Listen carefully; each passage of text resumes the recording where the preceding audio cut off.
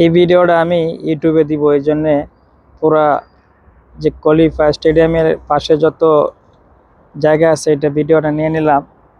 কারণ এত সুন্দর ভিউ এই ভিডিওর মধ্যে তুলে ধরলাম আমার যারা ইউটিউব সাবস্ক্রাইবার আছেন তাদের জন্য। এই যে দেখেন আমি আছি এখন কলিফা ইন্টারন্যাশনাল স্টেডিয়ামে, যেখানে আজকে পর্তুগাল ভার্সেস অস্ট্রিয়ার আন্ডার 17 ফুটবল ম্যাচ আয়োজিত হচ্ছে। এই যে কলিফা স্টেডিয়াম, এই পাশে আবার আপনি যদি দোহা থেকে আসতে চান তাহলে এই যে স্পোর্টস সিটি যে মেট্রো স্টেশন আছে এই জায়গায় এসে নেমে যাবেন। তো একেবারে ইজি। এই যে দেখেন ভলেন্টিয়ার সবগুলো এখানে মানে এখন আসা শুরু হয়ে গেছে, যত স্টাফ আছে মানে যারা এটাতে ডিউটি করবে সবাই আসতেছে।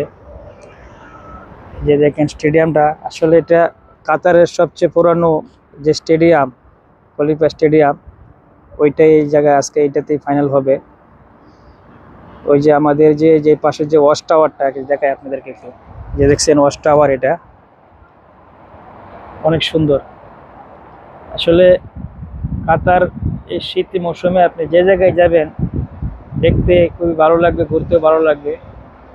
কারণ আপনি ওয়েদার যেহেতু ভালো, তো অবশ্যই যে জায়গায় যাবেন কাতারে এখন খুব ভালো লাগবে। তাই আজকে আসলাম এই জায়গায়, কারণ আজকে এখানে যেহেতু ফাইনাল ম্যাচ হবে, একটা টিকিট আছে আমার। তো ম্যাচটা উপভোগ করতে চলে আসলাম কাতার যে খলিফা ইন্টারন্যাশনাল স্টেডিয়ামে।